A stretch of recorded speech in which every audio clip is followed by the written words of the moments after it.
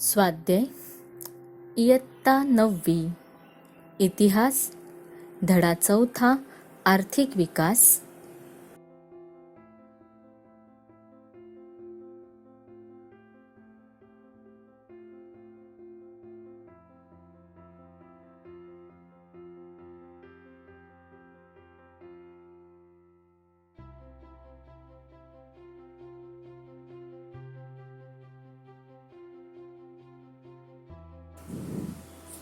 प्रश्न पहिला अ. दिलेल्या पर्यायांपैकी योग्य पर्याय निवडून विधाने पुन्हा लिहा.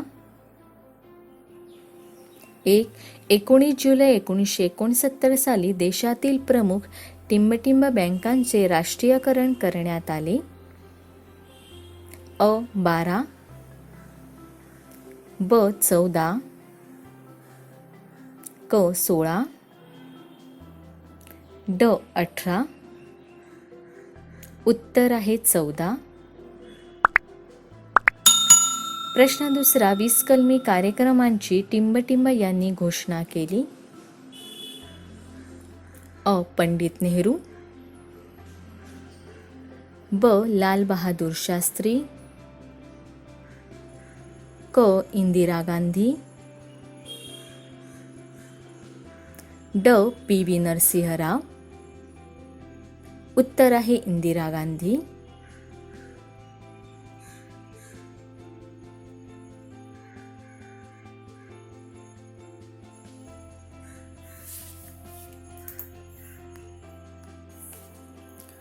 प्रश्न 1 ब. पुढीलपैकी चुकीची जोडी ओळखा व लिहा. 1. कावसजी दावर,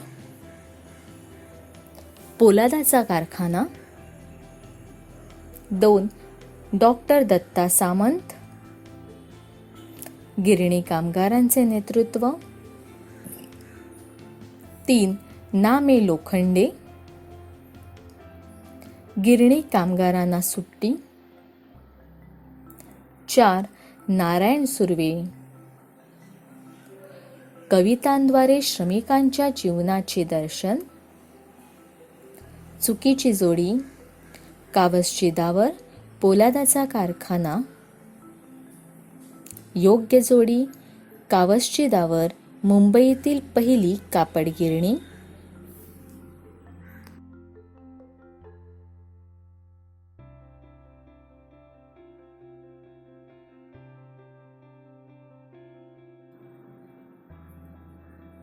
प्रश्न दुसरा अ.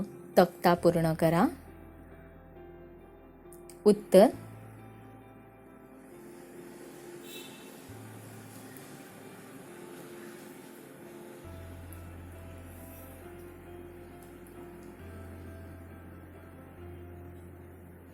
पंचवार्षिक योजना.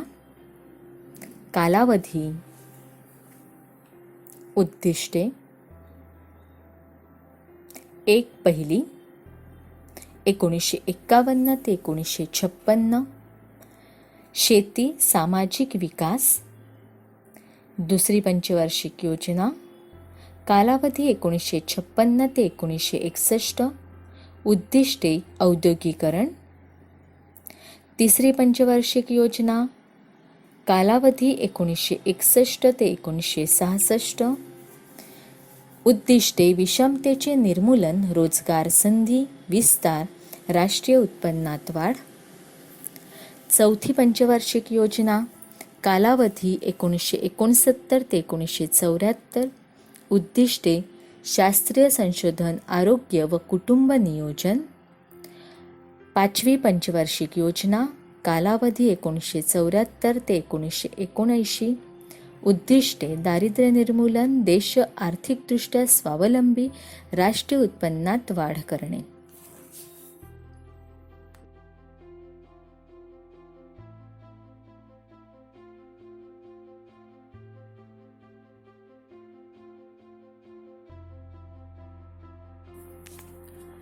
प्रश्न दुसरा ब. संकल्पना स्पष्ट करा.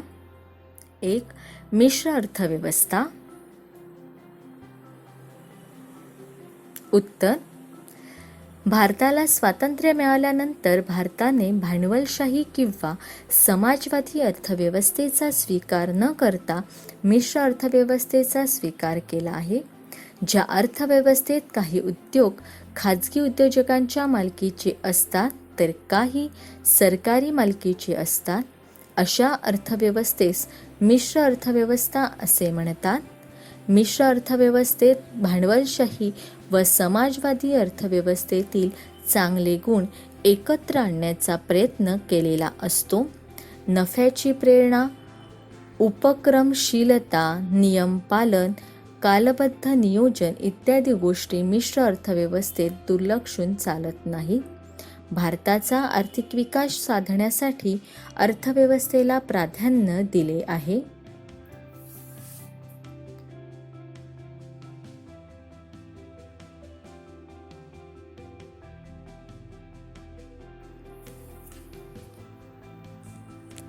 प्रश्न दुसरा ब, संकल्पना स्पष्ट करा.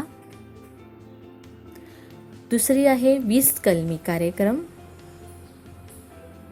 उत्तर: भारताला विकसित राष्ट्र बनवण्यासाठी 1 जुलै 1975 मध्ये प्रधानमंत्री इंदिरा गांधी यांनी 20 कलमी कार्यक्रमाची घोषणा केली. या योजनेत पुढील तरतुदी होत्या. 1. शेती आणि शहरी भागातील कच्चा माल, जमीन धारणा, संपत्तीची समान वाटणी, शेतमजुरांना किमान वेतन, जलसंधारण योजनात वाढ करणे. 2. कामगारांचा उद्योग क्षेत्रात सहभाग, राष्ट्रीय प्रशिक्षण योजना आणि वेठबिगारी मुक्ती करणे. 3. कर चुकवेगिरी, आर्थिक गुन्हे व तस्करी रोखणे. 4. जीवनावश्यक वस्तूंचे दर नियंत्रण, रेशनिंग व्यवस्थेत सुधारणा करणे. 5. हातमाग क्षेत्र विकासाद्वारे उत्तम वस्त्रोद्योग निर्मिती, दुर्बल घटकांची कर्जमुक्ती, घर बांधणी, दळणवळण सुविधा, शाळांसाठी शैक्षणिक साहित्य उपलब्ध करून देणे.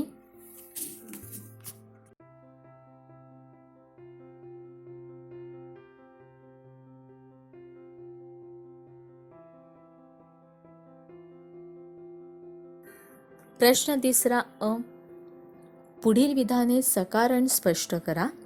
1. स्वतंत्र भारताने मिश्र अर्थव्यवस्थेचा स्वीकार केला. उत्तर: 1. मिश्र अर्थव्यवस्थेत भांडवलशाही व समाजवादी अर्थव्यवस्थेत हे चांगले गुण एकत्र आणण्याचा प्रयत्न केला जातो.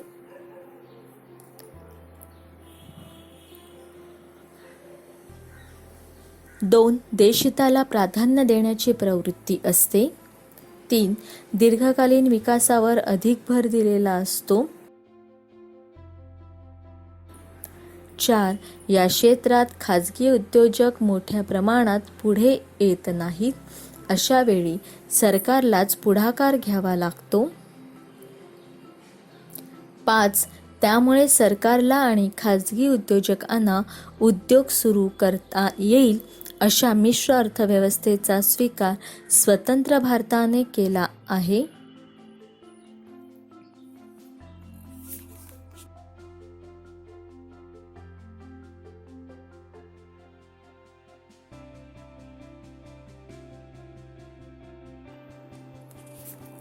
प्रश्न तिसरा अ, पुढील विधाने सकारण स्पष्ट करा.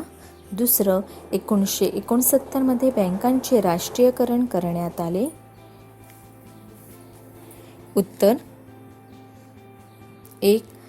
राष्ट्रीयकरण झाल्यावर बँकांना मिळणारा नफा सरकारी खात्यात जमा होणार होता, त्यामुळे योजना राबवताना तूट निर्माण झाली तर ती भरून काढता येणार होती.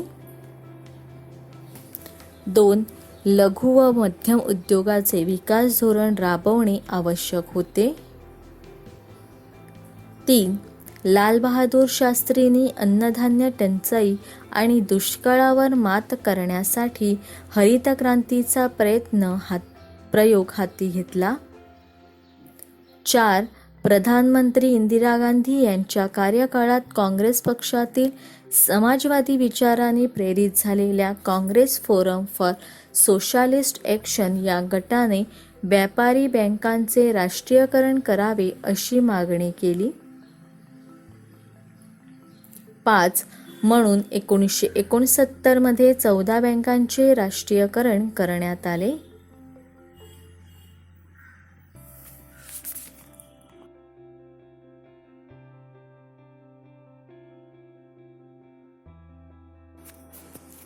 प्रश्न 3 अ. पुढील विधाने सकारण स्पष्ट करा.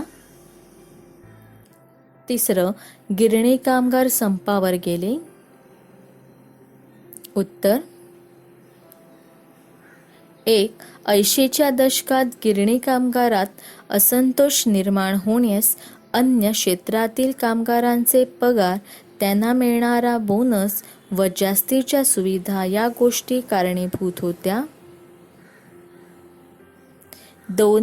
1981च्या दिवाळीत कामगारांना 20% बोनसची अपेक्षा होती. 3. कामगारांचे प्रतिनिधित्व करणाऱ्या राष्ट्रीय मिल मजदूर संघाने मालक वर्गाशी वाटाघाटी करून कामगारांना विश्वासात न घेता 8% ते 17% बोनसची तडजोड केली. 4. बोनसची कपात कामगारांना मान्य नव्हती, त्यामुळे त्यांच्यात असंतोष निर्माण झाला. 5. 65 गिरण्यांमधील कामगार एकत्र आले आणि दत्ता सामंत यांच्या नेतृत्वाखाली 18 जानेवारी 1982 रोजी मुंबईतील 2.5 लाख कामगार संपावर गेले.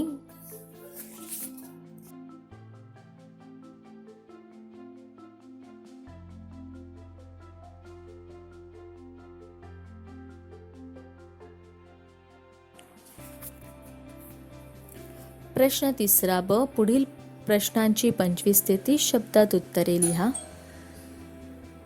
1. 8व्या पंचवार्षिक योजनेत कोणते कार्यक्रम सुरू करण्यात आले? उत्तर 8व्या पंचवार्षिक योजनेत पुढील कार्यक्रम सुरू करण्यात आले.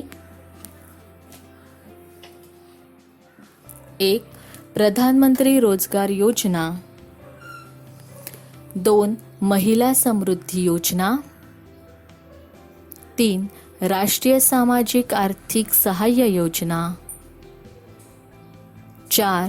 मध्यान्ह आहार योजना. 5. इंदिरा महिला योजना. 6. गंगा कल्याण योजना.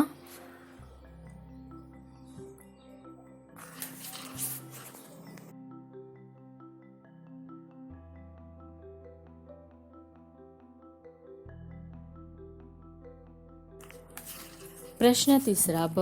पुढील प्रश्नांची 25 ते 30 शब्दात उत्तरे लिहा. दुसऱ्या पंचवार्षिक योजनेत कोणते प्रकल्प सुरू करण्यात आले? उत्तर दुसऱ्या पंचवार्षिक योजनेत औद्योगिकरणाचे महत्त्वाकांक्षी उद्दिष्ट साध्य करायचे होते. या योजनेत पुढील प्रकल्प सुरू करण्यात आले. 1. दुर्गापूर, भिलाई, राऊरकेला येथील पोलादाचे कारखाने. 2. सिंद्री येथील रासायनिक खताचा कारखाना. 3. चित्तरंजन येथील रेल्वे इंजिनाचा कारखाना. 4. पेरापूरचा आगगाडीच्या डब्याचा कारखाना. 5. विशाखापट्टणमचा जहाज बांधणीचा कारखाना.